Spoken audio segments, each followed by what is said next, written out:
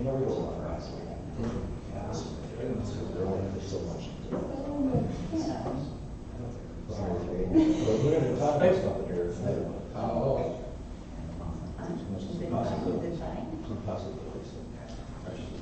All right, could you call the order, please rise for the Pledge of Allegiance? I pledge allegiance to the flag of the United States of America and to the republic for which it stands, one nation, under God, indivisible, with liberty and justice for all. All right, prior to a roll call, please. Mayor Steve Feldman. Here. Councilmembers Kevin Robinson. Here. Joel Milbauer. Here. Robert Bauer. Here. Sarah Hudson. Here. Okay. Do I have a motion to adopt tonight's agenda? Honorable Mayor, can I suggest some additions to the agenda? To the agenda? Yeah. Okay, so there's two items that we have to put them in before we can discuss them? Yeah, so it'd be resolution 2019-28, master lease purchase agreement, and lease purchase financing proposal, all under item, I guess that would be 9E. Under 9E, so that's become basically just a part of E. Okay. All right, so do we have a motion? Well, thank you for bringing that up. I thought we were going to do it later on, but we can do it now. Okay. Adopting tonight's agenda with that addition that Joel Coleman just, I will say it like that. Yep, just mentioned. Do I have a motion? I'll make that motion. Councilmember Newell makes a motion. Do I have a second? I'll second, Mayor. I'm not going to fight here. Councilmember Bauer has a second. Any discussion?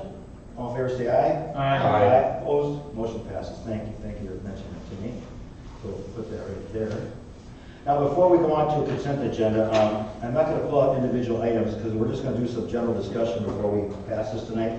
There's a couple items here that I want to discuss. Routine biosolids removal from the wastewater treatment facility and the wastewater agreement with Oak Grove. So I'm going to go to the biosolids here. Just to mention some things that I talked with Paul earlier today here about something here. We've all, as you look at the cost here over 5 years on this plan here to remove the biosolids from our 500,000 gallon tanks, it does get costly here. Okay, if you talk about all that 5 years, and it is a budgeted item, so I'm not going to say there's not a lot for it, but it is. It's just under $450,000 over 5 years. But I talked to Paul. And just a thought that we mentioned here, and he's working on, with some new information from the NPCA, is that there's a possibility we might be able to use the 183 acres in Isanti in the future here for some of this disposal. It isn't that's in stone yet, but there is a change that Paul may allude to here. What he's told me is that it's not worth doing if there's only 30 acres available, but now with an NPCA change that was brought to the attention of Parrish, it could possibly be 100 of 183, right, Paul, that you said to me? Yes. Could be used for that. Paul also told me that the biosolid disposal can be done every year, but when we choose to stop putting it on that land, we have to wait 3 years before it can be leased out again to a farm. Okay? As far as smell, I talked to him about that. If it's the liquid that we're putting on the ground, it would be injected into the ground. And if it's solids, it would be cultivated in the ground, so smell should not be a factor in that area. If I've said anything wrong, here, tell me. If I may just interject, we'll still be able to use that for a crop and lease that to the farmer for a regular crop, as long as it's not a direct consumed Like corn or product, like sweet corn or potatoes. It cannot be used for human consumption for about 2 to 3 years after the last application of biosolids. But what So would if it's field corn or soybeans or something like that, that can be put on as a normal crop after the biosolids. and what was the crop that the farmer was doing now? Right now it's in soybeans. Last year was corn. All right, so the corn, so that corn before could be, according to what you're saying. Field corn. So that's consumed by an animal. Okay, so that's okay. It's okay. And that's what he was doing? Yep. Oh, okay. Yeah. Okay, well, thank you. All right, so anyway, there's some options here. So the 183 is not out of the picture yet. And especially with this new amount of acreage involved, it does look like there's some potential there. Okay, so in the meantime, there's this part that we're dealing with now. As far as every year we have to get rid of our biosolids, but we are checking into it, try to make something happen for that land to be useful to our city, which hasn't been, but can be. Yes. Okay. Just want to point that out to council on that. And then moving on to the wastewater agreement. Just some things I want to clarify because it's important to understand some of these things here on page 23 of your packet. Okay, I'm going to read this so Barb, it's in the packet. Okay, so you're slow, but still. Section C, purchaser shall pay seller in the following. Section 1 here, $100,000 payable in 2 installments of $50,000 paid on or before the date of connection to St. Francis wastewater treatment facility, and the second installment 1 year from the date of the connection to St. Francis wastewater facility. Such payment shall fully satisfy any and all connection, availability, or similar upfront charges or fees that might otherwise be due or owed for existing sewer connections in the Ponds development area as of the date of this connection. So once again, just to clarify, we decided instead of delaying that payment, it would be on the time that their effluent flows through our piping. That date, you get half that payment. 1 year from that date, you get the second half of that payment. Okay? Now, we are being kind enough not to charge interest, I understand, which I was not for, but I will go for, to make this thing go forward. Okay? I just want to get that on record too. Okay? So anyways, that's one thing I wanted to point out. And then on the next page, the change that Paul did with the help of Craig, I believe, and Parrish on dictating the control we have over their effluent into our wastewater facility as they decommission their pond. Paul, correct me if I'm wrong, anything here? Okay? And Paul has changed this really well here, along again with Craig and Parrish, to have us have control. If we see that there's something coming into our system, we can stop the flow. And if they, I like the one section here where it says purchaser is responsible for the cost of cleaning any portion of the St. Francis wastewater collection system if anything other than treated wastewater pond effluent is accidentally pumped into said system. I like that very much.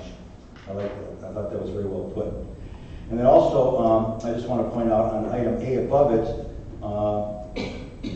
initial construction, purchaser will purchase, and again, Barb, this is already in the packet.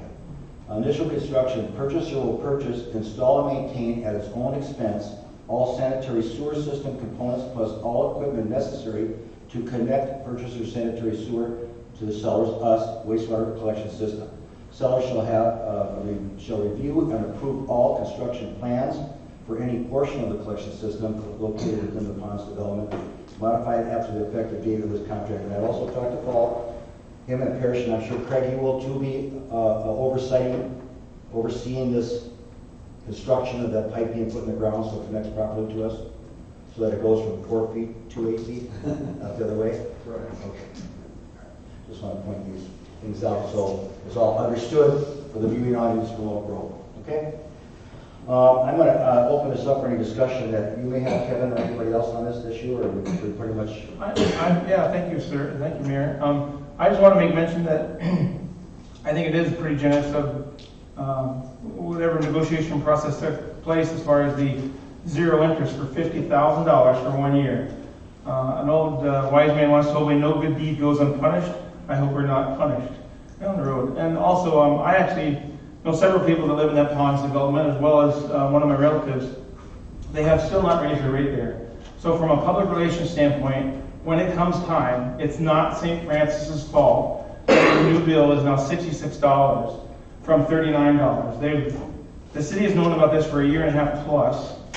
They could have raised the rates in a tiered progress so the consumers could get used to it. So for what it's worth and for the record, it's not our fault. We're happy to have you as customers. We're happy that we have the facility to serve your needs.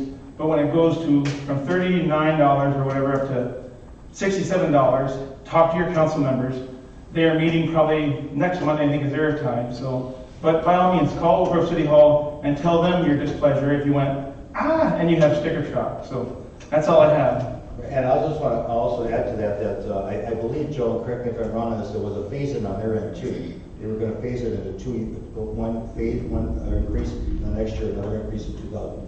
I know they talked about that. I don't know if they committed to that or not. I'm not sure exactly how they're going to implement their rate increases. That was never finalized. Well, you're in the 7th month of July, so if you do an increase now, you'll be doing another one at 20. Doesn't give much time to breathe. You just, whatever. I appreciate you bringing that up. Jody, anything to say on this? Not with the wastewater deal, but I did have a question for Paul about the biosolids. So we're gonna, looking into using 100 acres of that, and this locks us in for 5 years. Obviously, it's a state process we're waiting on. Is this something that we should be concerned of at all? The contractor has assured us that they'll be flexible as far as when the final pricing comes in. If we want to look at this or think about this as a maybe worst case scenario, we're certain that if we're able to utilize the 183 acres, because it is such a close haul, we will see a reduction in cost. Okay. Right, and you told me that Ferguson, works really well with, MPCA. Yes, Okay, so that they are aware that this change could help us. yes. So in other words, what Joe's trying to bring up, and I did earlier to you, is that it's not a lock-in for 5 years, that we aren't flexible enough that if the MPCA says we can do it, we can adjust. Right, right. No, we'll take the best case scenario to get the least amount of cost. And I was kind of surprised at the cost going up as the years went on. I would think that the cost would go, why is that? I mean, just because more restrictions or something, or? That is planning for the restrictions and depending upon what we're able to do. There's going to be times where it might go on as a liquid or it might go on as the dry cake. So there's just going to be, depending upon the time of year. But once again, we're not locked in for 5 years, and instead, like, if we do this, in 2 years now, the MPC says you can use that land there, we can adjust this whole agreement. Right. Yes. Can I have one other thing, Mayor? Yeah, please. Paul, can you also say that this process that we're talking about of putting it or injecting it into cropland is nothing new? And in my understanding, it's been done for years, and current sewer pumping companies get the benefit of that now. They can go in the farther out in the metropolitan ring, and actually they've been doing this for a long time, again with the same constrictions or restrictions that we have here, but putting biosolids into the earth and still growing crops for stock animals, etc., is nothing new. It is nothing new. Septic haulers have been doing it for years. Other activated sludge type facilities have been doing this since there's been activated sludge plants, and that's 100+ years. So. And you told me earlier today, if I got that right, that the farmer is kind of, he's on board with this. Absolutely. Yeah. Because he sees potential for it. Thank you. Good question. Rob? I think I had the same question that Bill Gar had. So is there an idea of what these rates would drop down to if that was the case, or we need Ferguson no matter what to get it to the land? We need Ferguson to get it to Okay. the land.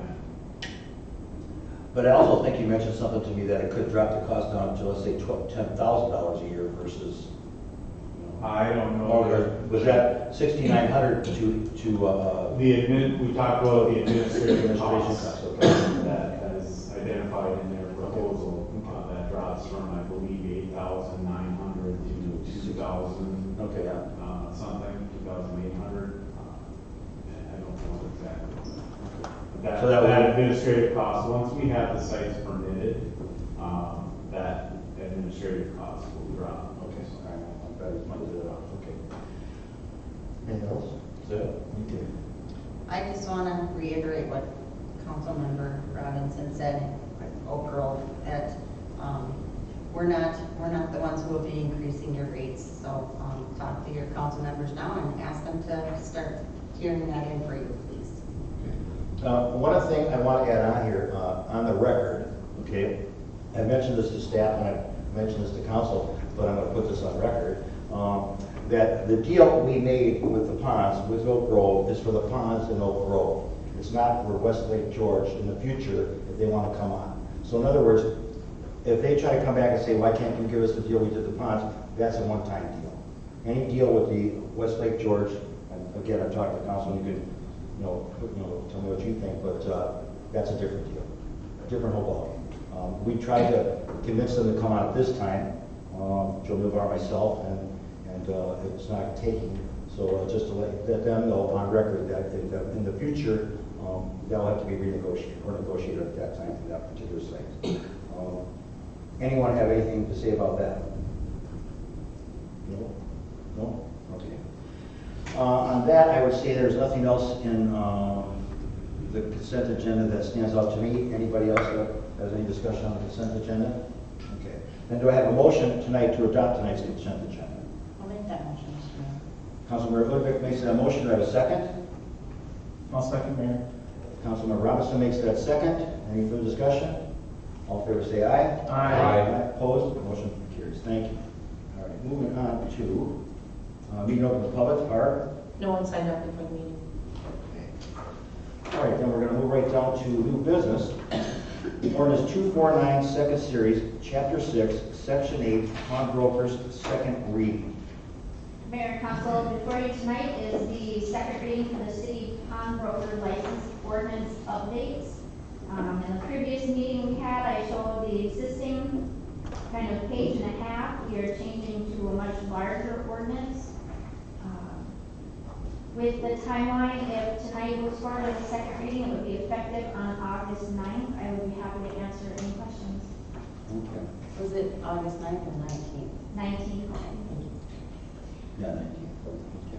Well, I just want to commend staff for putting something that clarifies a lot of gray areas, which I think is really good for both parties, the city and the city pawnbrokers license and that. I think it's always good when we can clarify and alleviate headaches down the road. So on that, I will look for any discussion. Kevin? I have nothing, sir. Joe? No, I just agree with you there. Thanks, staff, for the clarification. Do I agree or disagree? I agree. Rob? I don't have anything. Sarah? Okay, well then on that, this will be a roll call. Ordinance 249, second series, chapter 6, section 8, pawnbroker, second reading. Do I have a motion? I'll make that motion. Councilmember Mulebauer makes that motion. Do I have a second? I'll second. Councilmember Bauer makes a second. Any further discussion? Then we'll take the roll call. Feldman, All right? Bauer, Aye. Ludwig, aye. Robinson, Aye. Mulebauer. Aye.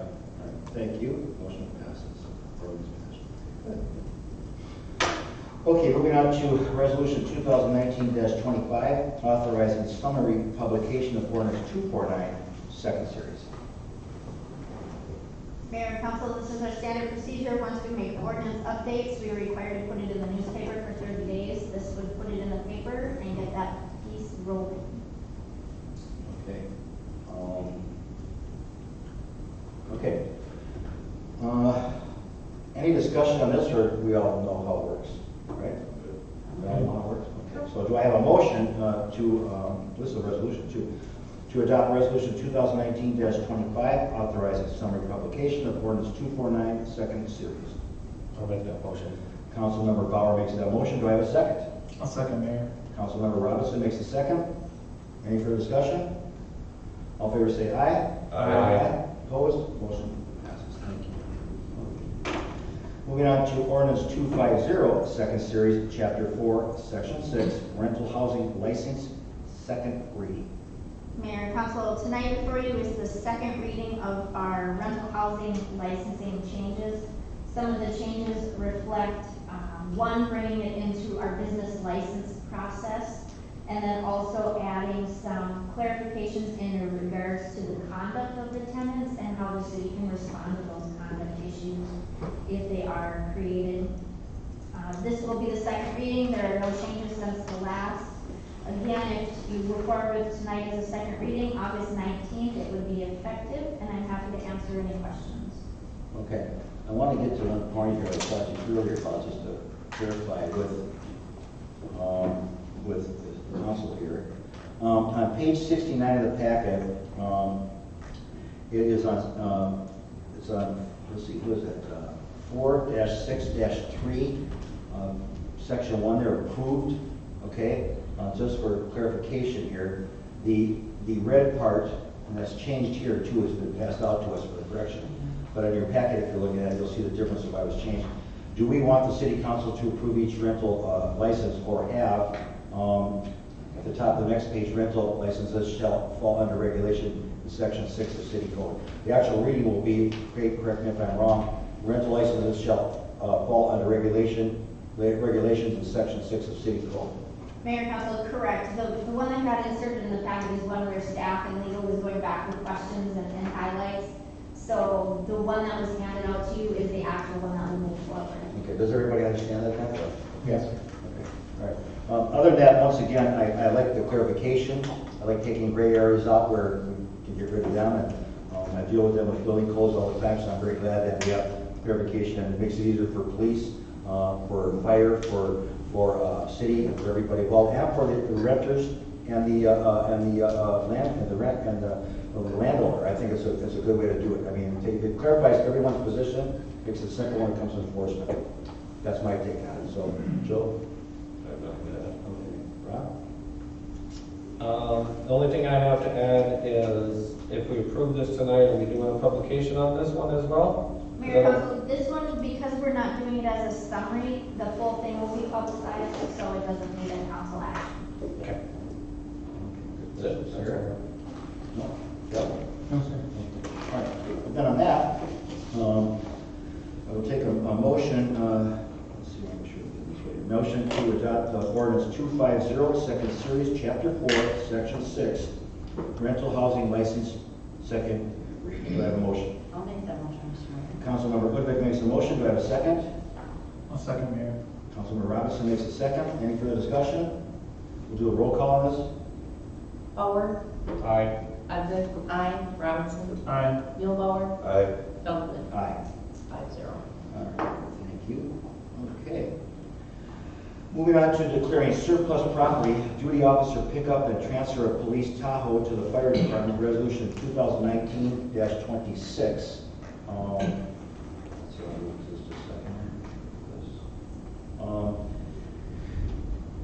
Joe? Mayor Council, fire department currently utilizes a 2002 Ford F-250. It's one of our primary response units. It's getting old. As you can tell from the pictures, you know, kind of rust around the edges. But we've also encountered some repairs and stuff that it just seems to be kind of collecting as it gets older. Additionally, if we wait much longer, it'll qualify for collector plates. So I guess there's a benefit to it. But no, what we're looking to do is police are getting rid of their 2011 Tahoe. We would incorporate that in the fire department, along with the chief would take over the Tahoe. The fire department would take over the chief's 2013 Charger and utilize that as the duty officer vehicle. For the duty officers, which are the assistant chief, captains, and lieutenants, we're looking for something like that. The duty officer pickup doesn't fit in our garage. It's a bigger vehicle. The duty officer car would, therefore, in the wintertime, when call goes out, we can get going right to it, not scrape the snow off, wait for it to warm up, and things like that. We'd like to re-decal the 2013 Charger. Currently, it looks like a police vehicle. There's some safety issues that I think both police and fire would agree. We don't care to look like a police vehicle. When we come pulling up, especially in instances where we might be first, we want it to be very clear what entity we represent. So all of that falls within our vehicle maintenance budget, so we're not looking for any additional funds this evening. So tonight we're looking for a motion to approve department transfer of the 2011 Chevy Tahoe to the fire department and declaring the 2002 Ford F-250 pickup as surplus equipment. Okay, yeah, and I actually say, for me anyways, and I'll start off the conversation, is that the vehicles, first of all, that pickup truck doesn't really represent the city well. They're right just thinking of the ground, I mean, to me anyways, the rust and everything else with it and all that. But the fact that it's got maintenance problems is even, that's more so, more important. It just becomes like a bottomless pit of debt. And I do agree, I like the fact that the Charger will become the duty officer, and the Tahoe will become the chief's car. And I also think it's a smart idea to differentiate between the two, because I have seen Dave driving that, and I keep looking at it, thinking it's police, but I have to look really close to see fire on it. So I like the designation. I think that's a really good idea. It should be separate entities. So on that, I will open up for discussion. Rob, you have anything to say? No, I didn't have any questions. Okay, This is Sarah? good. No, I think it's a very, very good move. Utilizing what resources we have better for, so Kevin, anything to say? I agree too. The best use of resources and repurposing, so I'm all for it. Just second what Kevin said. Okay, well, thank you, Joe. Then on that, I'm going to ask for a motion to adopt declaring surplus property, duty officer pickup and transfer of police Tahoe to the fire department, resolution 2019-26. Do I have a motion? I'll make that motion. Councilmember Bauer makes that motion. Do I have a second? Second. Councilmember Mewbauer makes a second. Any further discussion? All in favor, say aye. Aye. Opposed? Motion passes. Thank you. Good job. Okay. Like when things make sense. Okay. Moving on now to the 2019 water meter replacement project, accepting bids and awarding contract resolution 2019-27.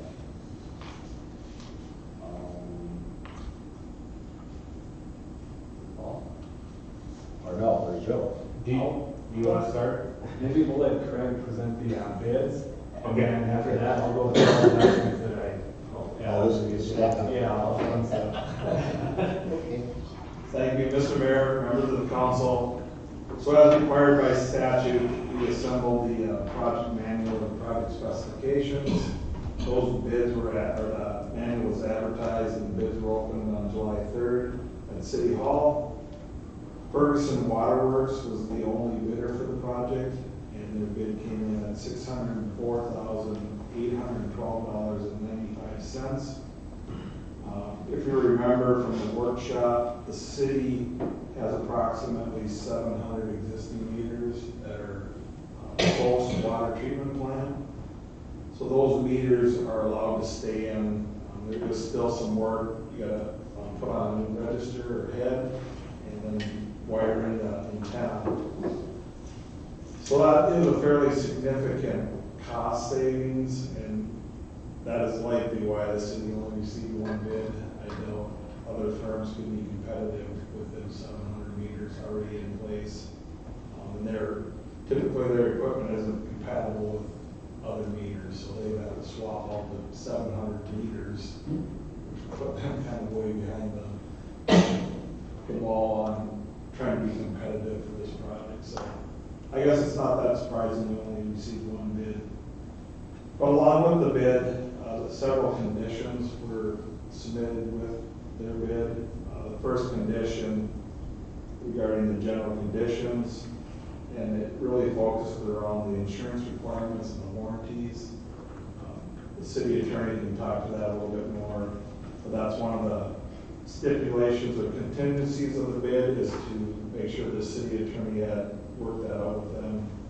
The second condition or contingency had to do with basically the technical specifications. What was expected of them basically during the installation. To resolve that item, we prepared a supplemental agreement, it's called, and that is towards the back of your packet.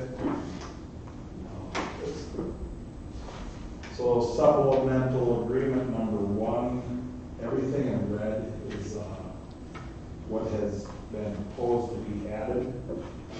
And basically you can see it's a reoccurring theme, and staff thinks it's a reasonable request. They don't want to be responsible for going in homes that don't have properly functioning plumbing. Or an existing problem. Or an existing leak, whatever. So you'll see that theme throughout the supplemental agreement.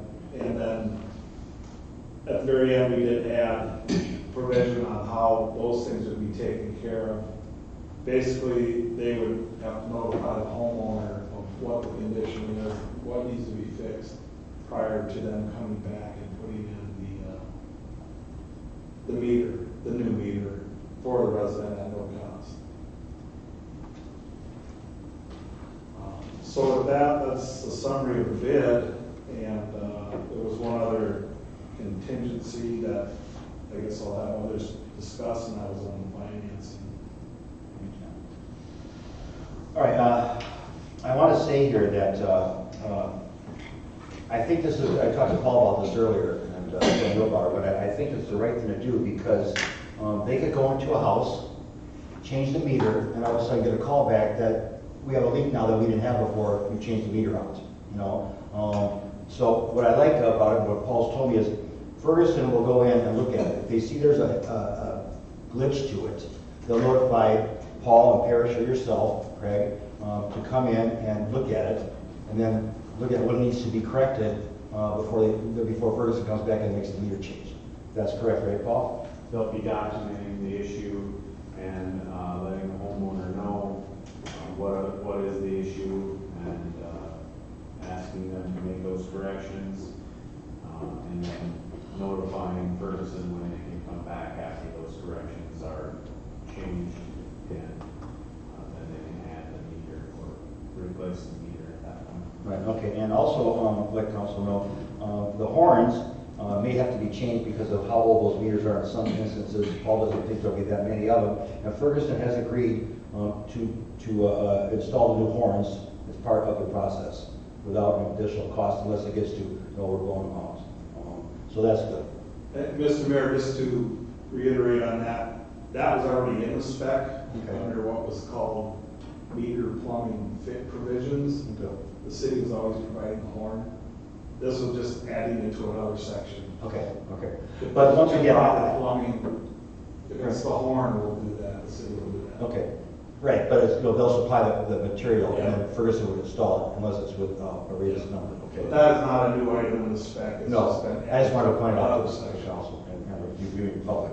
And, but I happen to agree myself that, like I say again, I mean, you basically, when you're modeling or going with something, putting something new into something old, you open up a can of worms. And so we need to see whether they may want to, have a little more control over it, or at least have the ability to say, we're not going to get involved in this until it's up to date, upgraded. So I like that myself. And then before I turn over the conversation here, for the viewing audience, Darcy, can you explain, or Paul, as part of Joe, where the funds are coming from so that the public realizes that maybe viewing in, this is not a bond we're pulling for this, or it's how it's going to be paid for?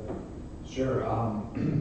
So basically, the payment sheet is in front of you here today. So staff came back with an estimate of about $66,000 per year. The final bid amount came out to be about $74,000 per year for each annual, 2 semi-annual payments. But currently we pay $36,000 to get our meters read every year. So you could somewhat supplant some of the cost here. And then the final total that would be additional onto the water and sewer funds is $38,000. And that would be split 2 ways, with $19,000 being charged to the water fund and $19,000 to the sewer fund. Now, So also, significant savings with the meter reading contract. right, because 36,000, that we save that for no more meter reading. Our meter reads will be more effective, more controlled by us. And as Paul has told us earlier, discussions we've had, there are work sessions, and again, this is for the viewing public, that would be able to see leaks faster. I mean, we'll be able to gauge this and notify homeowners who may be out of town, get a hold of someone or whatever. We'll be able to be more preemptive, proactive type of thing like this with this, where we don't have that ability. And because, I mean, even on your Public Works report today, I saw like 50 rereads, which is high, according to what you told me. So those will be pretty much obsolete, if I'm hoping right. Hopefully this all, after time, will come into effect. So to me, this is a win-win. But once again, to reiterate to the viewing public out there, there's no bond for this, no extra cost out of their pocket. It's being paid for within, we're dealing with the dollars that we have. This is cost savings long term. On that, I'm going to pass it over to Rob. Any discussion you have? Yeah, I had a question. So if there's an issue prior to the new meter coming in, it's my understanding the homeowner is to pay those upfront changes, corrections before the new meter can come in. Is there a plan to where this house over here gets Joe Plumber to come out and pays $900, and this one over here knows a plumber, they pay $75? Is there a plan to maybe put it out to bids to have a plumber come in and work for the city to make any plumbing changes to the meter reading system? That's my question, I guess. Be prohibited. That has never been identified as a practice for us. Typically, the city's staff, when it comes to those extra services or a private service, it's up to the homeowner to do their research and find their best provider. We generally do not get into the business of recommending any one particular plumber or HVAC person or anything like that. We try to stating that, we just hope that, you know, the resident is able to find a reasonable person. A licensed bonded person. To take care of that. I personally would like to see either this, the bid company who takes that on, provide our residents with someone to call, a list of people that are licensed and bonded that they may want to come in and do work prior to putting a meter in. I can see this going all kinds of south, and our residents are gonna be angry because we decided to change our meters, but one paid $900 and one paid $75 because all they had to do, both of them did the same little tweak. And That falls on the residents themselves, so when they call, who they choose to do business with. And it opens up, if Ferguson were to accept it, then that would open them up to liability if they recommend somebody, and that somebody creates a bigger problem, and I think that's why it would, Ferguson, I don't think would even want to get into that. Well, I think that's been the way the city's thought before, is that you open up a can of worms, because if you recommend someone and that job doesn't turn out right, then it's an issue for us to deal with, so. I think I understand your concerns when it gets big, we got something to add. No, I mean, no, get involved now. Well, I was gonna say, my question was for, you said at no cost to replace the meter, obviously. But that stood out to me, so if, let's say somebody has an issue, are they given a time frame as to how long they have to fix that? If they're given a time frame, you say at no cost, does that mean if they pass that time frame, they would be charged later to replace it? And then the other question would be, if they don't have it fixed, then what? Because we know we're gonna run into that. that's kind of what they're gonna call a plumber, they're gonna say it's gonna be $800, and they're, oh, well, I won't change it. That was Less my than question won't that came up, I make guess. any changes, then we're stuck with one meter that's sitting out there. Yeah, I think the hope is that those cases are very minimal, and we are gonna have to deal with a few at the end, we believe, but, you know, at that point, because this is a unit price job, so Ferguson doesn't do a meter, they don't get paid. Okay. So, correct me if I'm wrong, Paul, but we're thinking we might have to have a few cases at the end that we have to work through. We would expect that we would have a few in the end. Our current ordinance does allow us to notify that resident. Once we notify them, give them the time frame, they need to comply that we're doing this program per our ordinance.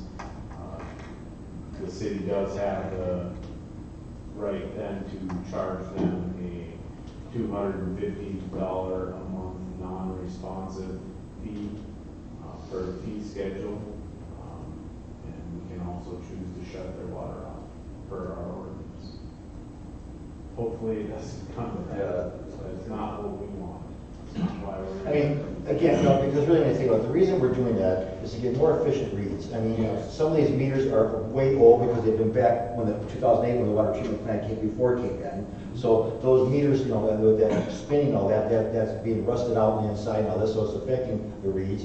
This is, you know, some will see maybe an increase, some will see not an increase, it may actually be more beneficial, but the fact of it is it gives us more control. And what it also does is, we talked in the work sessions, is if we don't do this, as other cities have done here, you know, what's gonna happen is we're gonna be in control of the meter reading companies. Okay, and if they come down and change something, whatever, we're we're dealing with what they demand from us. This way, anytime that you could put the control of something in your hand, you control your destiny.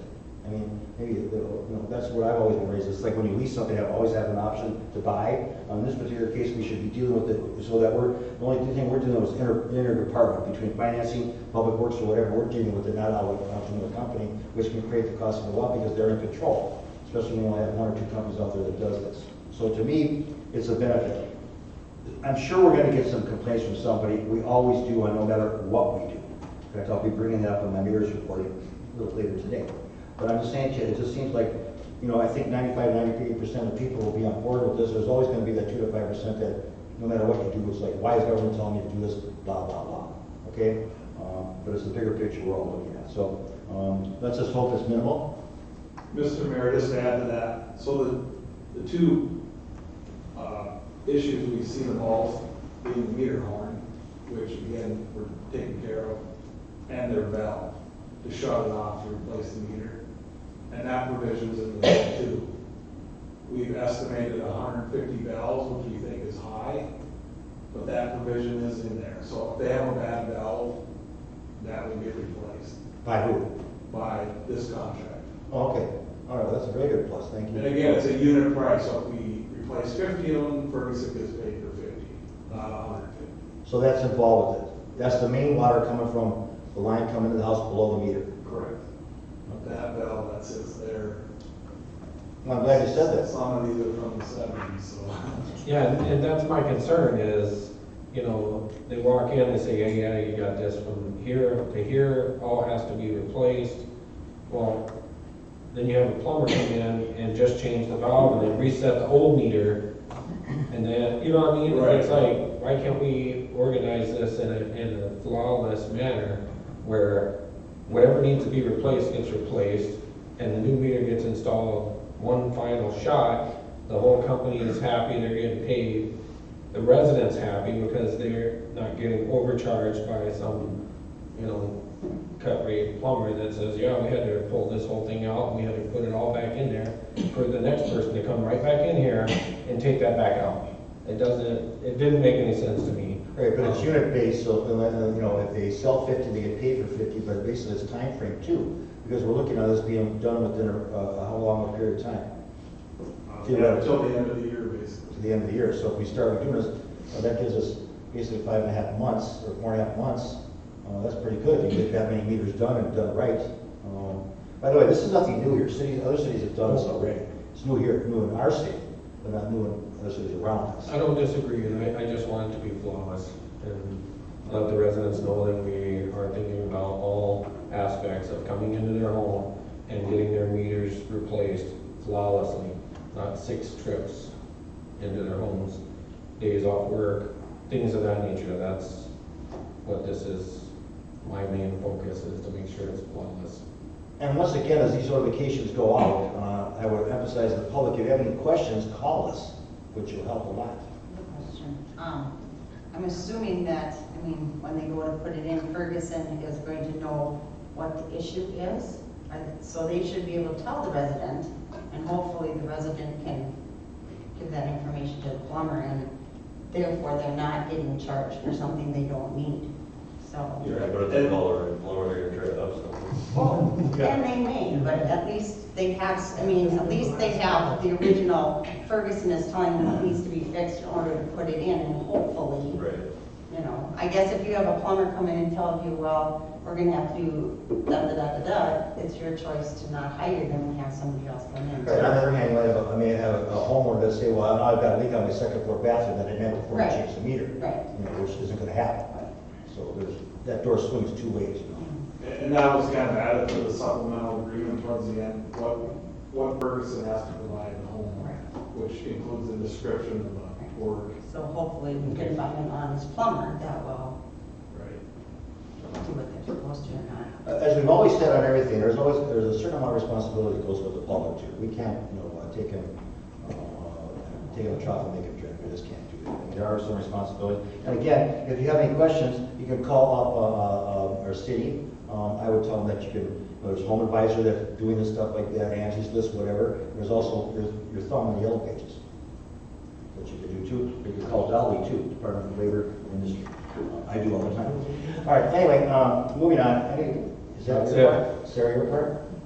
Kevin, your part? I have, I kind of, Rob opens up an interesting point. I mean, and as you all know, Mayor, first of all, Greg, can you explain what a meter horn is? It's basically the inlet and the outlet. The water comes through the meter, is registered, and then the water is fed to the home. That's what a meter horn is. It's not a noise-making device, but. Right. And also the valve. Are you replacing a gate valve? Are they now putting a quick-acting ball valve in place of what some places had a gate valve where the disc would fall off? The new ones are ball valves. But I can see where Rob, these things haven't been disturbed, they've been functioning for years, decades even, and you go in there and you start to mess with them, things come loose, scale comes dislodged, etc. So now the Ferguson guy steps back and says, I have a problem, and the customer goes, or the homeowner says, you do, and so the responsibility then shifts to them that they've got to find somebody. I guess I can see where Rob's going. I would narrow it down that Ferguson should have somebody, ABC Plumbing in St. Francis, at a call to come help them. Because why is it the customer's or the homeowner's responsibility that something that had not been disturbed at all? I think you're misunderstanding that. So this is if they have an issue further down the line in their plumbing system. Oh, okay. Not the meter. The valve. But you know what I'm saying, things can get disturbed, when they move the meter, the horns back, and the horns don't need to replace, and they put them back in, and if nothing goes wrong, yay, everybody's happy. But if they move something back, and one of the sides of the horn snaps at the concrete level in the mechanic room with the homeowner, I would assume that'd be up to them to take care of it, they touch it and break it, obviously. Ferguson, Yeah. that's what I'm saying, so then, can they jump into action, are they prepared to do that? Right, but let me just point out that Ferguson would be most likely to do that if they had in-house plumbers, okay? We've got plumbers that actually do this plumbing type of thing. Right. They're not gonna recommend someone else that could have liability come back on them. That's just not gonna happen, and no one will do that, Right. okay? So if they have, under their auspices, if they had a plumbing outfit that was, 5 guys that were plumbers working just for them only, they could probably do that, but they don't. So and by the way, ball valves can go bad too, by the way. They can. Craig, not often, but can go bad. Believe me, I know that for a fact. Mhm. So anyway, I'm just saying to you that we've already protected them with the valve, that Ferguson can replace that. We've already taken care of the horns. And so our responsibility is up to the meter. After that, where it connects to the house is always the resident, always. Well, is that for the valves, and is that the one before and after the meter right there, or is it just the one before? One below. Before. Okay. But again, we disturbed it. It was stationary and working properly. If we'd gone in and disturbed it to create and enhance it, which is cool, and then we put it back together, then I guess, I see a little bit of overlap. I can see both sides, but I see more of the overlap. The homeowner, now a single mom with 3 kids, and all of a sudden, we gotta shut your water off because this has happened. And she's going, I don't know any plumbers. And then, like Joe said, opportunistic plumber could say, well, I can fix that, and here we go, But understand something. You have a valve below, and then the meter. You have your horns like this, and then you have your pipe coming up, your 3/4 pipe. It's a transition from 1 inch to 3/4 inch. Okay. So if they replace the horns, the valve there, let's say, is working, or they have to replace it. That's fine. And then you have the horns here with the pipe here. If there's a problem there, they're going to know that when they change the horns out. So they're going to be fixing that too, basically. After that, 10 feet down, 5 feet down, And I there's a understand. problem. I was just talking about in the area of the meter itself, but in a perfect world. Well, am I right on that? If they replace the horns, because after the horns is the vertical pipe that goes up to the house, okay? So from that point there, when they replace the horns, those horns, they'll know the leak right away. They're gonna know it, they're gonna be fixing that. But what we're trying to protect them from is things coming on that they say, well, another part of the laundry room now leaks. That could have been a leak before, we don't know. We don't check the house out thoroughly before we do this. But it should only pertain to the meter, the horns, and the valve below. That's it. Yeah, and I can see, again, both sides, but part of the reason for this language is if we put everything on Ferguson, their prices are gonna double or triple, because they have to, we don't expect this to be a huge issue, but I don't doubt we're gonna have a few cases that are gonna be a problem. So to put all the liability on them for what we might think is 10 cases, for example. I guess that's what we're trying to avoid here. I don't want to put it on Ferguson. I want Ferguson to give me 3 plumbers that they agree that'll come into the city and work on meters. So if there's an issue, they can give these 3 plumbers to the homeowner and say, call these 3. They've all agreed to be licensed and bonded to work on our project.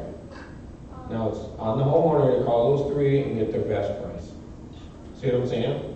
That's all I was asking. Well, I understand what you're saying, but It's they're just- not gonna do it. Ferguson, They're not I don't gonna know do if Ferguson could, because then they'd be holding those companies liable to come up with these prices. And I don't think another company's gonna say, oh yeah, well, You got one no bid. matter. They're called subcontractors. Oh, I For know a that, reason. but I just don't But, you know, That's all I'm asking. But the thing about it is, really, we're going in there to change the meter out. If the horns are fine and the valve is fine, the meter change should be simple, okay? But really, when it goes, again, you have your meter and your two horns and your valve below here, okay? Just, I'm gonna do this physically here like this, but like I said, the pipe comes out of the ground, you got a valve, and you go up and you got a horn with the meter, and then it comes up to a 3/4 pipe above that. If after they replace the horns, there's no leak here, valve works properly, the meter's in, that's it. Then it takes the responsibility of a homeowner to say, well, I got a leak down the road here. That leak could have been there before, it might not have been, but most likely, if they tap into that, there should be no problem beyond that. Unless their problem They're not becomes disturbing the faucets upstairs, the Exactly. showers, et cetera. the utility tub or whatever, they're not replacing, they're not touching anything, except, again, the pipe where it goes down, the horns, to the meter, to the valve. Mayor and council, part of the process for the crew when they do, Ferguson's workers, when they do come in to replace the meter, they're taking a picture before and they're taking a picture after. Smart. They're making sure that the resident is signing off on the project, that it's completed within their home to their satisfaction.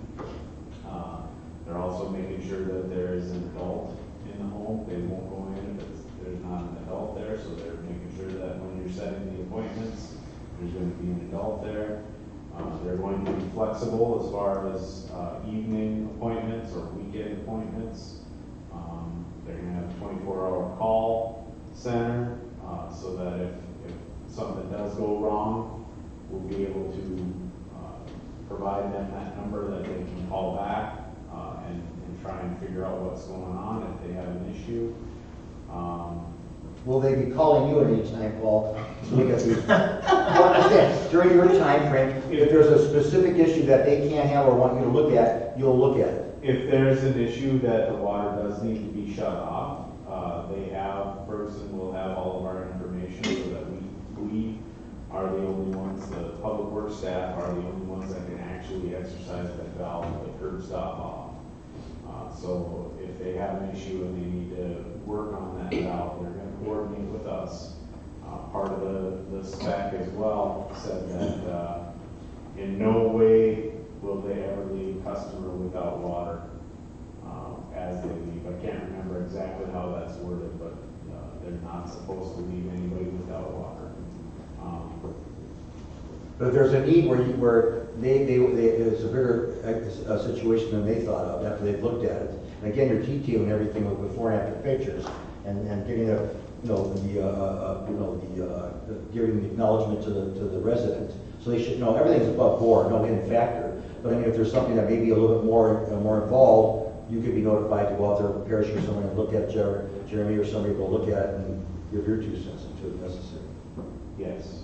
The other thing I think was kind of mentioned here as well, Ferguson does have on staff Mr. Brian Rollins, who is a Minnesota State registered master plumber or licensed master plumber.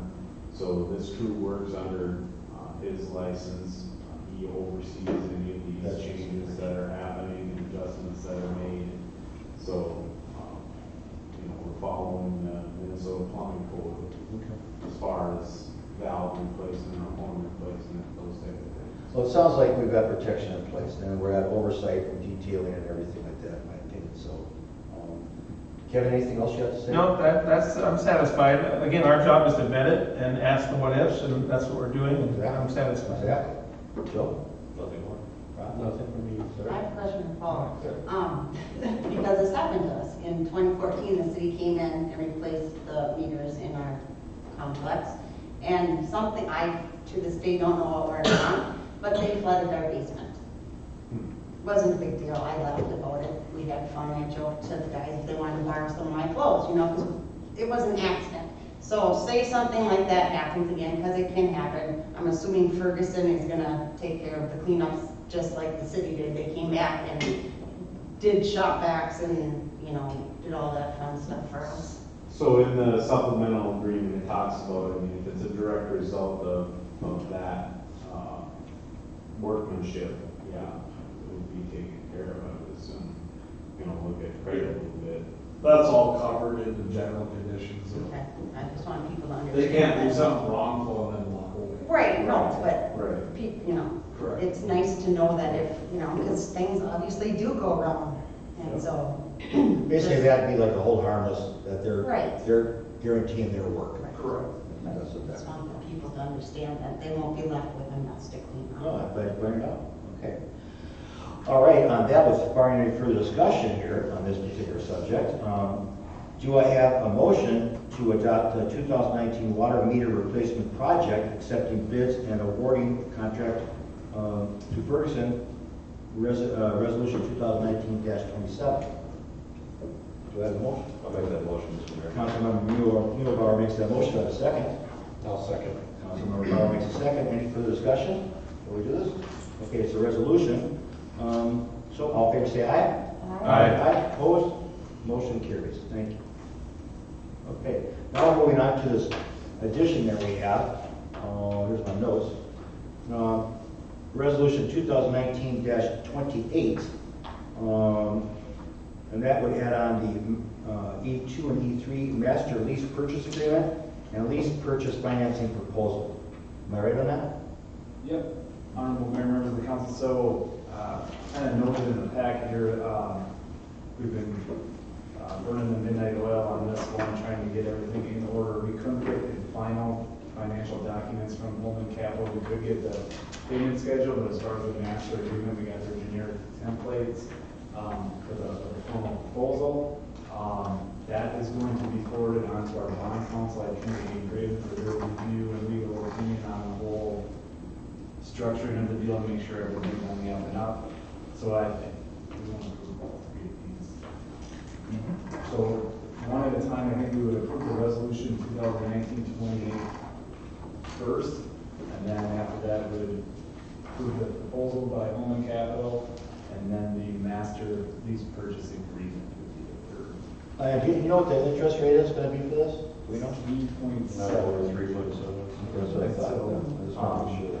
And just to note, if we went out on a bond market, we might be able to do better than that. That would take 60 to 90 days possibly, which gets us past our contract. We could also have an option of putting it on a bond next year and paying ourselves back, but we don't know what the interest rate is going to be at that time. So this is kind of a bird in the hand type of interest rate. Well, that 3.7 isn't that bad, Darcy, when we're doing 3.68 for Riverbank right now, so would you think that's? Oh, I mean, it's higher, it's obviously higher than a bond issue would be, but I mean, I think it's within reason. No. I mean, and the fact that we have an ability to readjust it next year if rates were to go down lower, we could look at the bond if we wanted to. I don't know if there's a provision in the lease purchase to buy it out early. Don't remember that. I thought you just said that. No, I said we could pay for these now out of cash, and then when we do our Reverse the water replacement project bond next year that we're kind of talked about at the work session, we could add this amount onto that bond and then pay ourselves back with it. Oh, okay. Potentially getting a lower interest rate of 3.7, but we don't know. We don't know if it's going to be a year from now.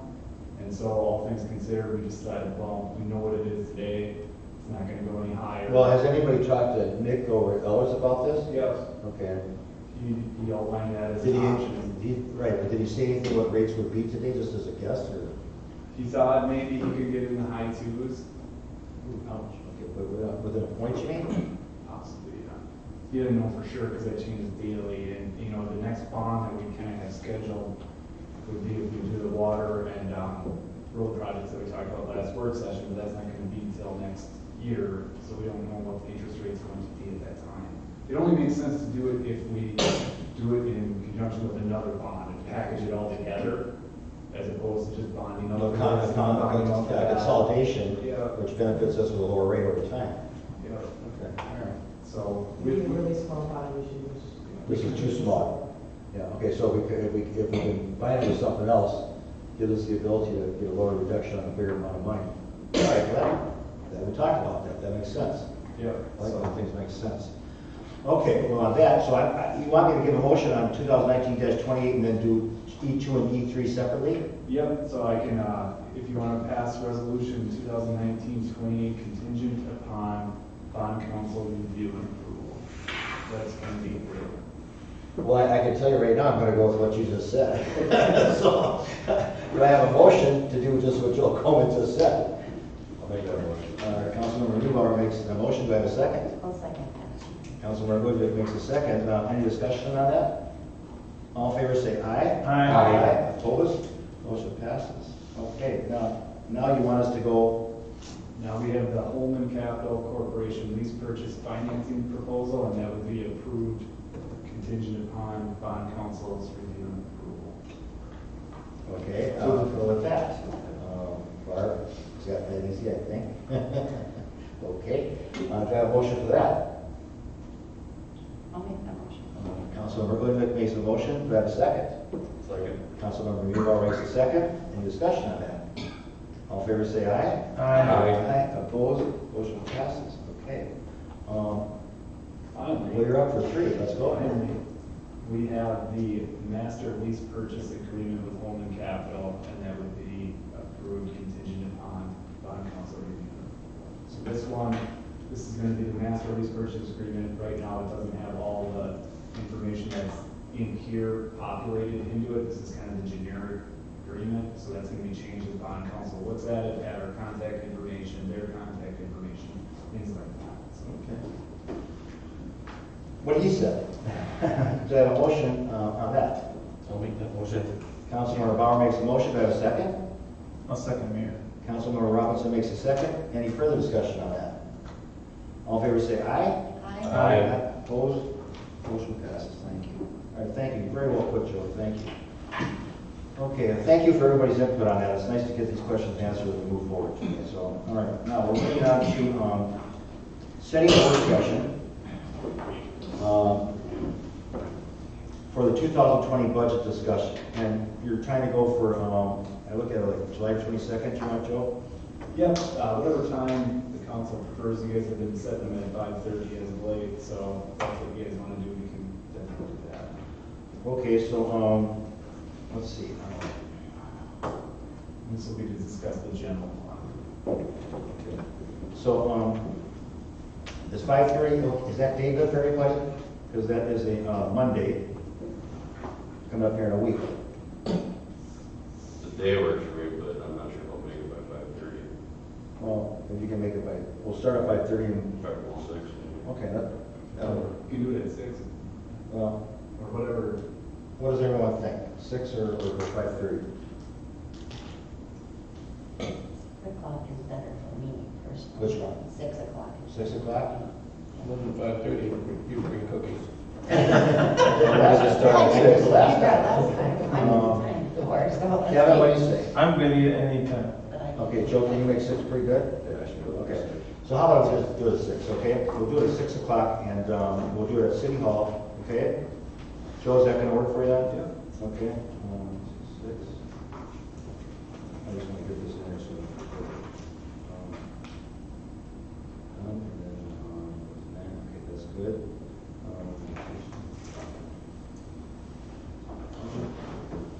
Okay, great, that's locked in. So you have your date at 6 PM, City Hall. Anything else on that? Okay, thank you, everybody. That will work. Okay. I like how we do that. Very efficient. Okay, anyway. All right, meeting open to the public, Barb, I would say? No. No, that's okay, all right. So now we'll move on to Public Works monthly reports. Mayor and council, in your packets tonight for your consideration is our monthly reports on the public works side of things. Just a few high points, in the streets and parks report, a lot of activities happening in our parks, and significant amount of rain makes the grass grow really well, so we are spending a large amount of time trying to keep grass mowed, and lots of activities happening in the park. Would like to point out that we do have our summer recycling, one of our summer recycling events happening at LePage and Sons in Bethel this weekend from 9 to noon. So if you have any odds and ends that you need to have recycled, you certainly. Do they shred from that one too? I do not believe we are shredding it. Okay, all right. What do you think? Tell somebody I got a lot of stuff I gotta shred, so I can put it off, I'll put it off till next year, but that grows real slowly. It's not hurting anybody. Okay, go ahead, Paul, anything else? In your, in your water, and also the water and sewer report for the month. You know, obviously the wastewater plant is performing extremely well. Last month I mentioned that, you know, for this month, we were already expecting to have 2 plug pump issues at our lift stations. And I mentioned that one of them was due to a hockey puck. And we did have a hockey puck lodged in an impeller, but the pump was not plugged. It was still pumping. We just found the hockey puck when we were in there doing it. So it wasn't actually plugged, and we found it because it stopped pumping. Was it moving at all? It was jammed into the impeller and rotating and going around. Going around with the impeller? Extra fin. Wow. So, you know, we actually only had 1 lift station plugged last month due to the ragging issue. So, just wanted to make sure I clarified. Have we ever had a lift station pump go bad, I mean, because of these blockages or whatever? I'm not talking about time and normal wear and tear, but I'm talking about, we ever had one just go bad from what somebody dumps in this stuff and blocks it, or is it? I'm not recalling any events where a pump burned up because of a plugging issue. Because that could have happened with the hockey puck, is my point. If it got lodged a certain way, this thing's still trying to spin, it would burn itself out. There's a lot of fail safes already on these pumps and motors that if there's overtemp or overamp, they will kick out and shut down. Shut down. To try and protect that motor so that we're not burning them up. Yeah, that's great. Okay. Obviously, they do that because they're aware of what can happen. Right. And those pumps are expensive, so. And then as I mentioned earlier, I saw the 50 rereads, which was high. Right, and, you know, again, new company, changing hands, just learning the system, getting new people trained in, I think, is a lot of the reasoning behind that many rereads. Locates, significant amount of locates, 110. You know, so there's a lot of activity happening out there. Folks are busy building things. I guess with that, I'll answer any questions you might have. Rob, I'll start with you. I just want to let the public know, there was 1 pump that was blocked. It cost man hours, so it's just money out of every resident that pays to the wastewater treatment facility. Please don't flush it down if it didn't come out of you. That's it. Nice report, Paul. Body group in favor. Sarah? No, I'm good. 3P. Joe? I don't have any questions. Started to follow that one up. Kevin? Very good report, Paul. I have no questions. So, and hopefully, by the way, I just add this, that hopefully one of the upsides of these new meters, we will lower the rereads and be more efficient, as I've said, in-house. You know, whenever you can utilize your in-house resources to the full potential, it's a good thing to do, in my opinion. As I've stated before, it's like we spend money here, but now we're spending it wisely, getting long-term gain and benefit. It really is a smart way of thinking, I think. Anyway. So, thank you, Paul. Good report. So now we'll move on to Police Department quarterly report. Todd? Mayor, Council, on your package, you'll see the second quarter report from the Police Department. Nothing too out of the ordinary in the quarterly report. All the staff is kept busy with about a 40% increase in calls and citations issued. Traffic enforcement was a priority for us in the second quarter, with Highway 47 being the primary focus after the lights went in. Traffic enforcement will remain a top priority as we continue to target specific areas each week through stationary radar details. DWI violations, as you see, remain high in the quarter. I think they actually increased from the first quarter. We're finding that the drivers are not necessarily coming from St. Francis establishments or residences. We're getting them from all over. And why they're choosing to drive through here remains unknown. A few of them, some don't even know pretty much where they are. Kind of scary how they ended up here. But that'll remain a high focus for us as well, and these officers are doing a great job getting these drivers off the road where they hurt someone. As mentioned in the report, many of our officers participated in numerous TZD, or towards zero death, traffic details, which began in April with distracted driving enforcement. These efforts will continue as we move forward, especially with the new hands-free law here coming up on August 1st. So that'll be kind of a big deal. So the option will be out looking for those violations. Another top priority for the department is theft and burglary reduction. One way we're trying to reduce these types of crimes is mainly by educating the public, letting them know how to protect themselves, their property. We're trying to do this through sources such as social media and newsletter, trying to get just some postings monthly out there, just as reminders to kind of deal with that complacency people forget. So we try to keep updated on that, and it's really just the main message, which has always been just leave lights on, remove stuff in your cars, even garage door openers. We've got a lot of issues with garage door openers being taken. Garage doors being open, whether there's people home or not, people in their homes. So, Are you saying the doors are open? well, they Okay, the opener car. Oh, sure. Unlock Okay. doors, take the garage door opener. Yeah, so we're really kind of just push protected property, common sense, leave lights on. We can take a drive, some neighborhoods at 2 in the morning, 3 in the morning in St. Francis are very, very dark. And by the way, I think, Todd, also, if you leave your car unlocked and somebody breaks into it, and you have that home deal that's built into your car, they can open up your door that way without the remote, so, okay. All kinds of ways, so just, we recommend taking everything out of the car, out of the vehicle, so they don't have access to anything. The likelihood of them bashing the window and get at something that they know isn't in there or could be in there, is pretty unlikely. We don't see a whole lot of that. Now, if you have a $2,000 laptop sitting on your center console with a couple $100 bills underneath it that people can see, which we've had happen, the likelihood of getting your window broken is a little higher. But so we just recommend lock the doors, take everything out. Typically, these will move on. Or safer yet, if you have a garage, put it in the garage, even better for the weather and hail.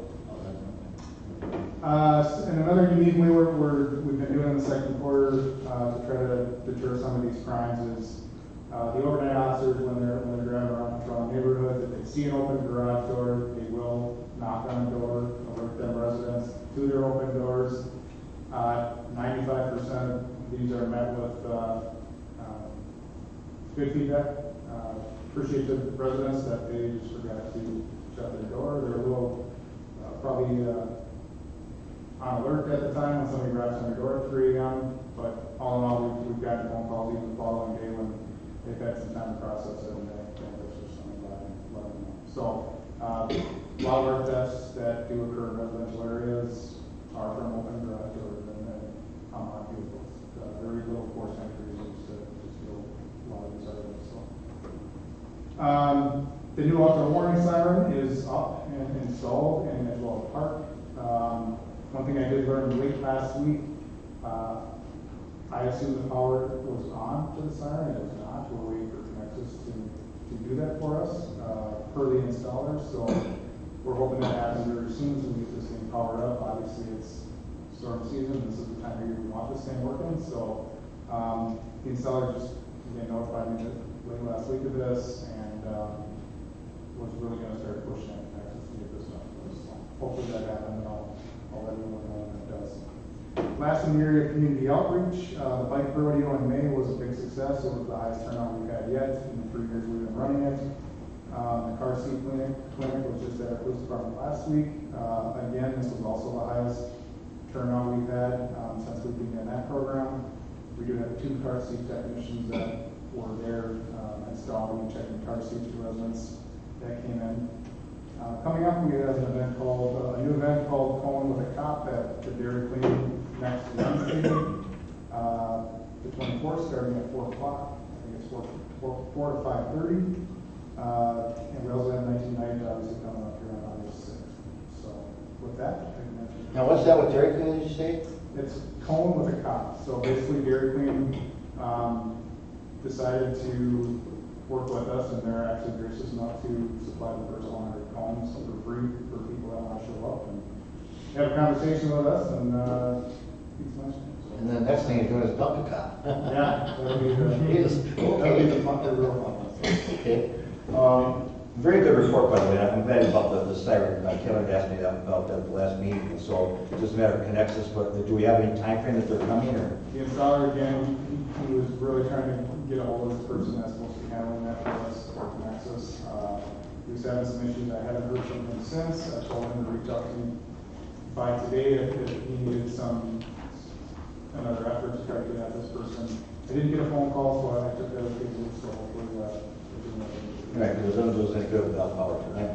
Also, I want to bring up a couple things for the viewing public, by the way, just for your door openers. My younger son had a problem with his door opener, where, sometimes you can leave your house and you think, did I, I'll call back did I shut my door? And I'm not sure I did, but I did it, but I'm not sure I did it. Well, they were going on multiple times leaving their house, absolutely sure they shut it, and the thing was opening up by itself. Now, they're in a nice neighborhood, and people were watching out for this, and it was a bad operator.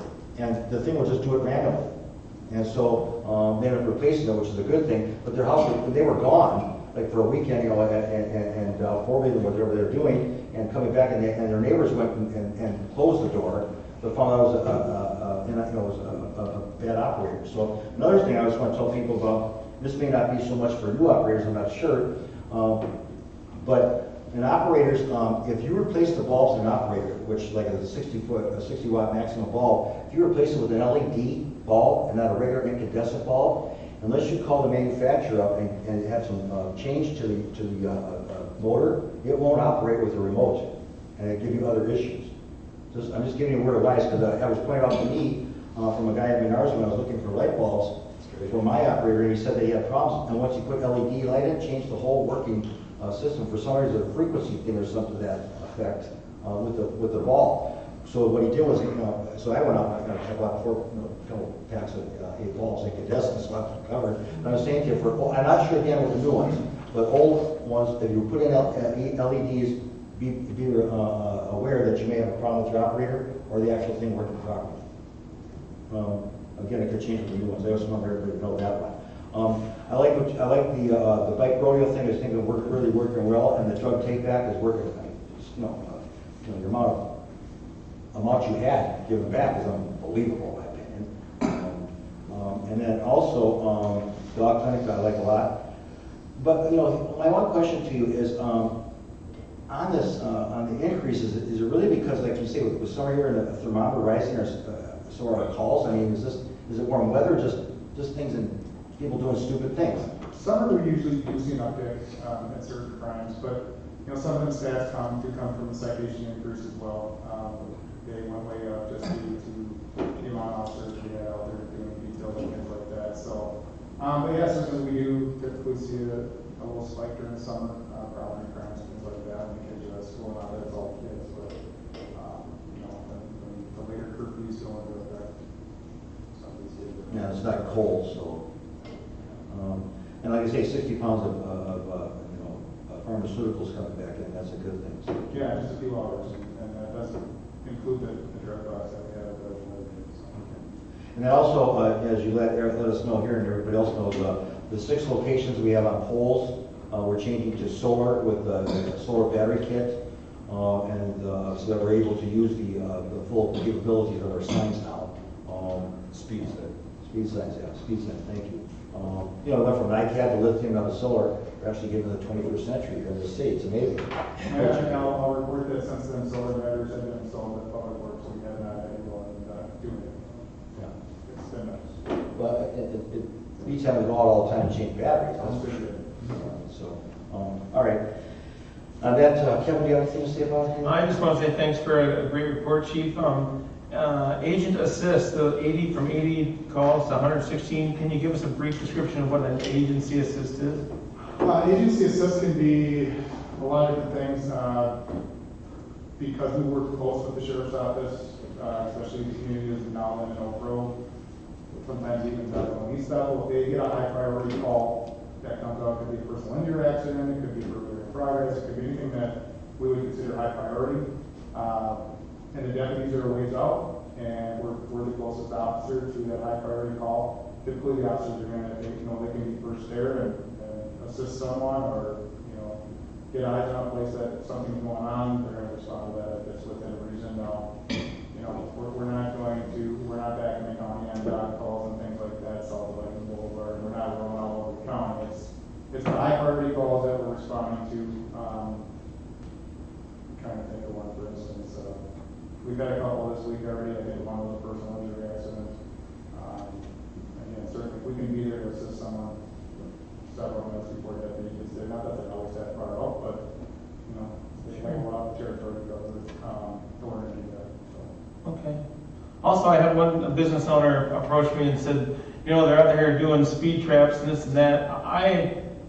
In my vision, a city our size and what we've already, our predecessors allowed for was police, fire, streets, roads, bridges. I mean, you guys take a decent percent of the budget, but the citizens want it. They're willing to pay for it, and you're doing a good job of it. So, and if that same business owner had a problem in his business, I'm sure you guys would be there, and they get the full treatment of investigation and the whole deal. So I think it's kind of a interesting tug of war with that individual, that they're paying property taxes on their business as well as some of their workers or homeowners. But I personally think that the citizens have wanted it. They've never had a qualm about having St. Francis having its own police department, and I think you're doing a very good job. And especially with kids running around, I catch myself speeding in my own neighborhood, and our neighbors now want our speed limit brought from 35 down to 30. And again, I catch myself in there. But back to our police department, the citizens are willing to pay for it. You're doing a good job. You're very efficient at it. And I just want to say thank you. Business owners aside, again, if they get the call out, you're going to respond to them as well. And I'm sure they'd be completely thankful of the outcome of that meeting as well. Thank you. Joe? Great report as usual. Thank you for all your community stuff all the time. Obviously keep that up. I think that's huge, especially in today's society. The only question I have, and you may or may not be able to answer it, is with the ring of burglary, what they think might be a burglary ring. Have you guys run into any of that here? I know we had a few concerns, I think, that's seen on social media. Right now, not specifically in our city, yet, hopefully not. But Oak Grove did get hit really hard a week ago, Sunday and Monday. It's believed that it's not confirmed, but that could be a part of that.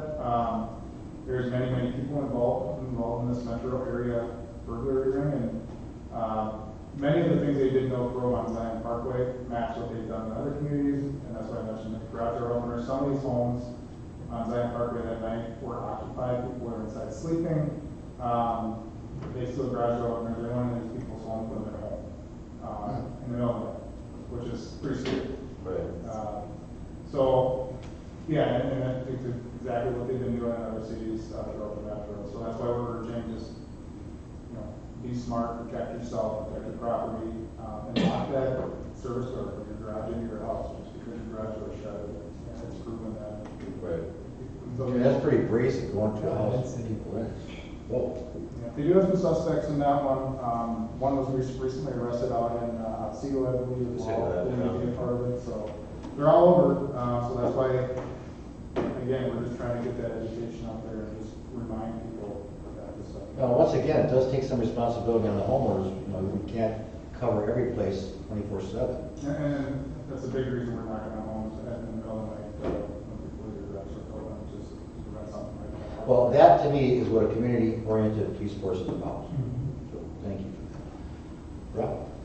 I want to thank you for the report. It was great.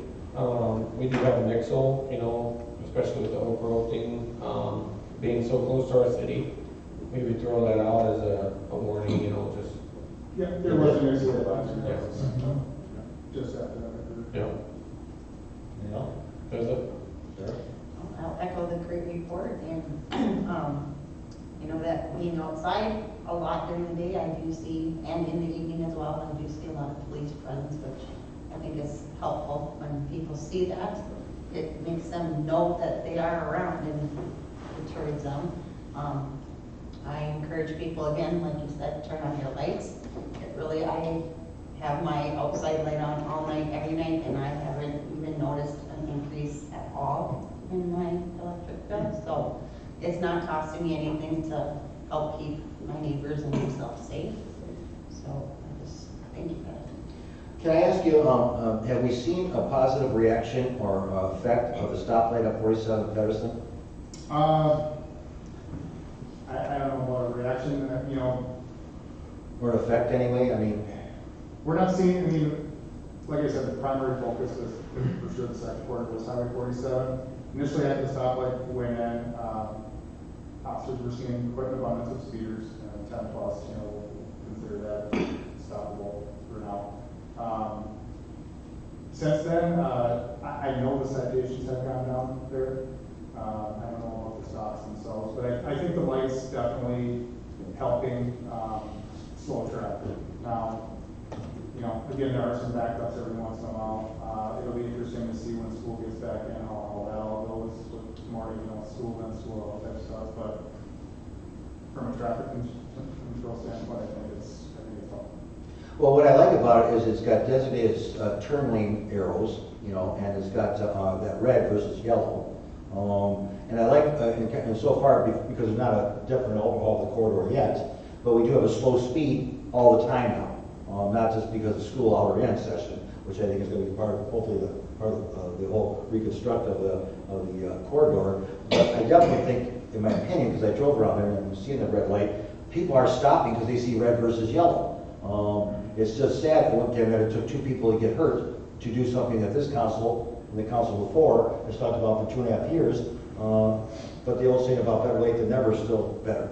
So, but I do see, like I say, do I think we're going to see an effect here with Quick Trip opening up in a month on that street? Yes, I definitely think that. But I think that they made time out right with the reconstructive 47. I think that MnDOT, I was surprised when they didn't do something, you know, other than the entrance in and out is on Cree Street, which is going to affect, you know, City Hall, which I like the fact you're putting up some signs dedicating the parking to only City Hall, which I think is a good idea. But I'm just saying to you that the amount of traffic in there, the timing may be better at this point of time, that the corridor is being changed, that MnDOT may wake up and see something, longer turn lanes, reduce speed all the time, multiple lights if necessary, or whatever it's going to be, but they'll have to take that in effect now, because Quick Trip is going to have some influx of traffic, no doubt about it, in my opinion.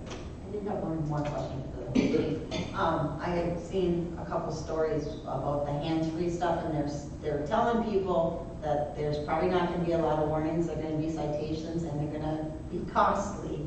Is that right? I would say state patrol is going to be probably not as a lot of warnings. I think the first ticket is 50, but after the first one it goes up significantly into the hundreds for violations. So. And that goes into effect August 1st. I think it's listed in the bill too. I remember reading it from I mean, you can't do anything with your phone with your hands. Right. You can answer. You can answer, but you can't. But you gotta have traffic it. way. So even stop at a light or stop sign, and something.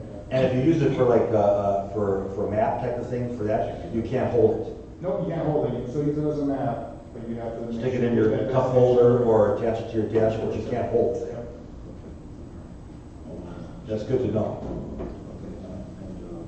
All right, still I would emphasize once again, as I have many times, please turn your, signal your exit out of a roundabout. It really does help. It really does.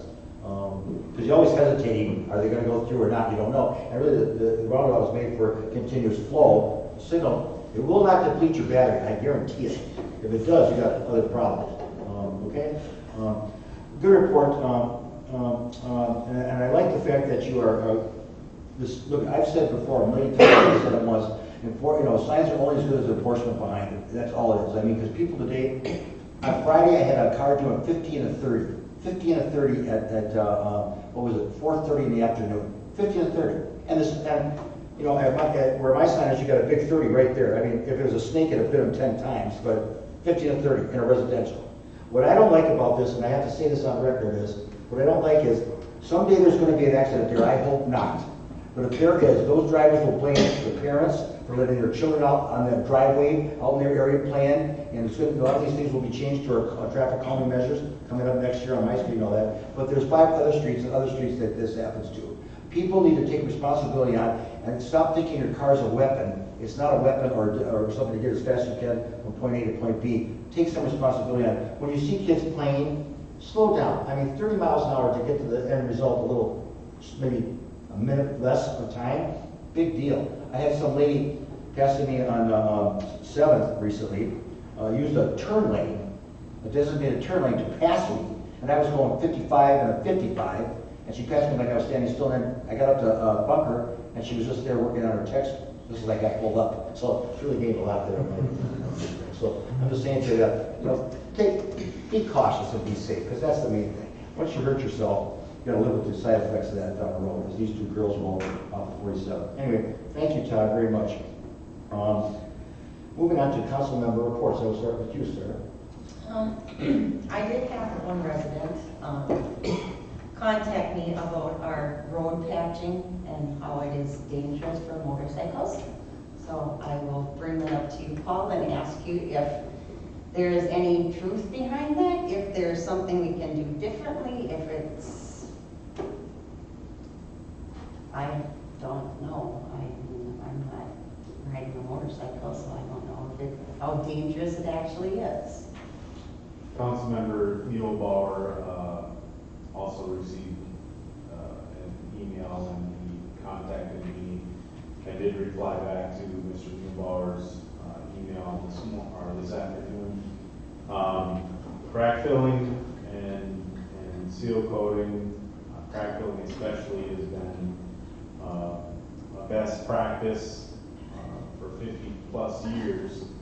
You know, the idea behind that is to prevent moisture from getting into the road, causing further cracking or potholes or anything of that nature. So, you know, obviously safety is our #1 concern. We want to make sure that our roads are definitely passable and safe at all times. You know, I don't drive a motorcycle, so I can't speak to you know, the dangerous situation that could be there. You know, it's definitely a concern. However, I don't know of any other agency that has done anything different to try and maintain cracks once they start in a road. You know, we definitely want to prevent that moisture from getting in there. You know, it's part of preserving that road and making sure that that road is safe is to do this maintenance. Currently, our schedule, we did have the crack filling done last week. Now this week we are scheduled for Wednesday, depending on the weather here, for the chip seal. That chip seal will go right down over the top of that crack seal. That'll provide that new wear surface and that traction, so that issue should go away. And that's why the loose gravel, caution loose gravel signs are up already? Yeah, that's contractor in preparation for the chip seal. As I expressed to Mr. Muehlbauer in the email, definitely not trying to insult anybody or offend anybody. So I definitely don't want anybody to misunderstand, but if it's an unsafe condition and you're not comfortable on that road, take a different road if it's possible. You know, or just maybe drive a little slower. I don't know. I'm not a motorcycle driver. I've actually never had that complaint before. It's crack filling is a practice that's utilized by both public and private entities throughout Minnesota and the United States. Like I said earlier, for 50+ years. Don't know of an alternative, affordable alternative right now. But understand something here, that I was talking to Paul Buzz, and I got the same email. It's within 1 to 2 weeks after they do the crack filling, then they do the seal coating, okay? This particular gentleman that I emailed back and told him that, says that he'd be better off with the rock, which I know for myself, driving, I can't stand roads with a seal coat on it, try to avoid it at all costs. But at the same time, he thinks that's safe or whatever. But the main thing Paul alluded to me and brought out to me is adjust your driving behavior with weather and road conditions. You know, that goes on. Look, my wife said to me 2 weeks ago, there's two different seasons now we have. We don't have spring anymore. We have orange, we have white snow, and orange road construction. Well, adjust yourself, because that's Minnesota. I mean, we have so much time. There's detours. I mean, they closed down 494 this year, this weekend, because of Rockford Road taking a bridge down. Well, get used to it, because that's what happens. You know, the problem here is, by the way, is that if we don't do the crack filling, and the water gets underneath, or if winter comes, you know, that thing expands, contracts, and all that buckles the road, and then we're damned because now it costs us more to fix the roads. So, I mean, I remember Todd saying to me one time with that dog issue, you know, or that one dog left out in the rain with no water and no food, we're damned if we do something, and we're damned if we don't do something. So, you know something, we can only do to the best of our ability what we do. And I'm going on record and saying that. And once again, I want to emphasize this to that individual and any individual. If you have a problem, like Kevin said at a previous work council, I mean, we're not work council, but a council meeting, he said, instead of 30 minutes on your keyboard, come and give us 15 minutes at that podium and talk to us about your issue so that we can work on it. Because serving, helping us to serve you better is why we're here. But it really works hard when it's just one-sided on the posts and all the other stuff that comes out, and then people have a tendency, why I don't know, to believe the distortion instead of the fact. 1 and 1 is 2. It is not 3. If you want to believe it's 3, I can't help you. And this council can't help you. Or this staff can't help you. Okay? And the individual who had a conflict had a different place that he had to be tonight, so he couldn't be here otherwise. Well, then I'm glad you brought it up, but still, he was communicated with. Correct. And hopefully Yes. that will suffice. Rob, what do you got? What's the toilet paper for? Is that just to keep the tires? Keep it from sticking to the treads? That was my understanding. It's just to prevent that immediate hot rubber from sticking to any vehicle that passes over. It's a mobile, moving operation. So there's really no way to just quarantine that area as the work is being done, and letting that area sit until that rubber has had time to set up and not stick to anything. So in order to keep the road open and passable so that you're not causing detours or closing roads to do this work, sometimes they use an oil, and sometimes they use toilet paper. So I just wanted to let the public know, it is literally toilet paper, just to keep it from sticking to your tire as you go by as it sets, so. That was it. It is biodegradable. Not, yeah, Because you can't flush it. yeah, it can go in the wastewater treatment facility. Anything else? That's it. Joe? I've been out of town for 2 of the last 3 weeks, so I don't know anything. Okay. Kevin?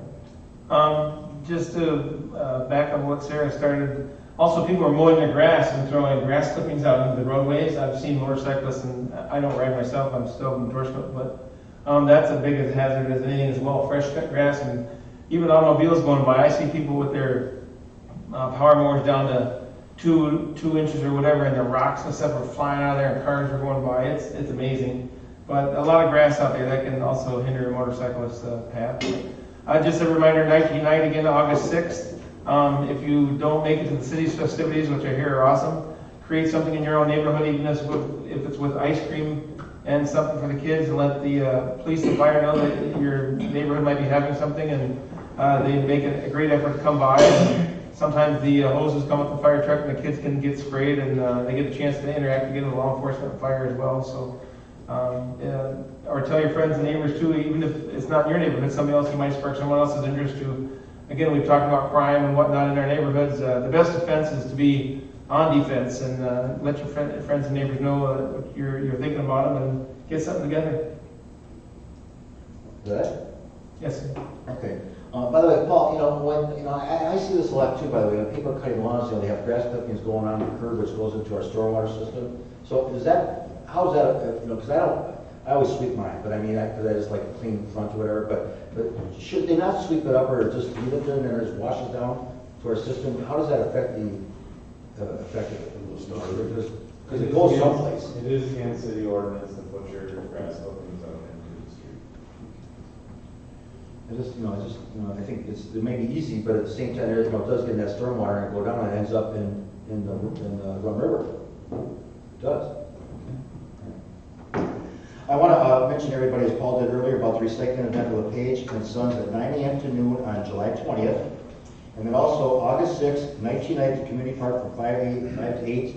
We're going to have a lot of activities. I've got on my Facebook, I had 1,193 people on my St. Francis Post react to it. Hopefully they'll stay with that excitement because it was a great affair last year. May or may not have a helicopter. That was due to an accident that they had some problem with the North Memorial. We're looking at Lifelink. We may or may not. We'll not know till that day. We're close to it. If we do get one, the fire's ready to wash down. We wet down the field, so that'll be all done. But there's, I guess the Marines and Army are coming, I think, and we've got fire hoses out again, which will be a lot of fun.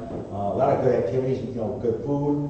It's a good time. It was a great time last year, and hopefully the weather will cooperate and be a good time this year too, by the way. But once again, I say this at almost every meeting, and I can't say it enough, is, help us to serve you better. And by doing that, come and talk to us. I mean, if you have a better idea than we do, and we'll look into it, see if it's cost effective and works out for the betterment of the community, we're for looking at that.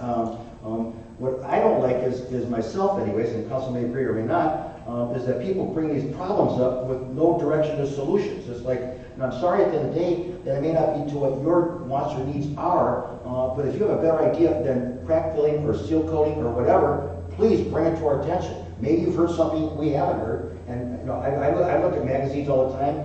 Council, I'm sure that you look at your areas, wherever it may be, a search engine, however you do it, to find an idea that may fit to our city. I know Paul does that. I brought up things to Paul. I brought up things to Joe and that. I mean, it's just, good. The more heads on it, the better, But if you're not part of the solution, you're part of the problem, and that undermines what we're trying to do here. This council and the past council is approachable. We will listen. We will look at your problem. We still may not be able to give you the answer you want to hear, but we will have looked into it, as I've stated many times in newsletters and at council meetings. We will look in with full due diligence and full research and give you an honest, above-board answer. If you show us that our information is wrong, correct us. We're fine with that. We're here to serve you. But in doing that, help us to serve you better. It really works together. Council and staff working with residents to make a better city. I didn't make that up. It's the mayor's handbook. So there you go. Okay? I keep quoting it for 2.5 years and nobody will listen to me about it. On that, I can't again emphasize that enough. And some of the other issues that we've had here, by the way, with building and all that, I will say this again and again and again, as I told Kate I will do this. Call before, it's like what 611 now? Call before you dig. There was is it 611 or 811? 811. Okay, so call before you dig. Makes sense, okay? Before you hit that electric line, shock yourself and wreck the whole, have power go off with the neighborhood, But I'm just saying to you, as far as width of driveways in this city is 24 feet. Okay? I'm going on record to say that for everybody. So please, if you have a question before you pour that lip, on cement or asphalt, whatever, call city. Call Community Development Director Kate Dunstrom. Call Jody Stephens. Call her. Call Phil, our building official. Call me. Fine. 24 feet. Because what happens is, when you don't do that, you put us into a situation where we have to go out and correct it. You get mad at us, and we're just following the rules. So really, I'm not trying to be, derogatory or down on people and all that, but we're really here to help you. The only way we can do that is if you let us know what your issue or concern is, and when you do that, we will work with you to make it better or help you to make it better. But at the same time, when you come to us after you've done it, saying, well, I didn't know that. Well, now we got to deal with widths to be changed, and that makes not for a very good relationship. I'll put it like that. So please, dial that phone, whatever you have to do, and make the call first. It really does help. Just like I say again, call before you dig makes sense. Hit that gas line, you got problems. Hit that electric line, you got problems. So before you do it, call. So much simpler. It really is. I don't, like I say again, I don't want to come down on people or act like I'm better than you because I've made a lot of mistakes, including that too myself, including areas and that, when building a house and that. So I can just say to you, I've learned the hard way, and I was telling you, it really does make sense to call for. And when you have a question on anything like building, whatever, do you need a permit? Call. They'll tell you yes you do, or no you don't. Granted, the new 2018 code's coming out, by the way, with the state, is to simplify where you need to pull codes, permits or not. This is a good thing coming up, but that won't be put into effect, probably have to put this down, whatever. But what I'm just saying, that 2018 code is coming into effect within a year. It is made to simplify where you need to pull permits and where you don't. So that will help out. But at the same time, if you want to know if you need to pull a permit, call. If you want to know what the widths of driveways are, call. If you want to know if you need a license for this or that, call. Call. So much nicer, so much easier. And then I'll stop right there, okay? Any other business we have to discuss here? I try to have some fun here while we're having this, but, okay, so, any other business? Oh, one other thing I want to bring up to Craig, Riverbank. Have we started that project yet? I know we've done some relocation of utilities. How's the main project? So the small utilities are done. They cleared and grubbed the trees at the end of last week. Silt fence will probably go in, erosion control type things later this week, and then hopefully next week they'll really get going. Okay, and the neighborhood's been notified, so they obviously see it now. Yeah, we don't send them out every week. No, but now that they see things in action, so. All right, yeah, okay. Because I haven't got an email, so I don't think anybody else has. Mhm. Okay, that's good. Okay. No, this is good news. All right, so any other further business that we have to discuss at this particular point in time? Anybody? Okay, and I'll adjourn this meeting at 7:46.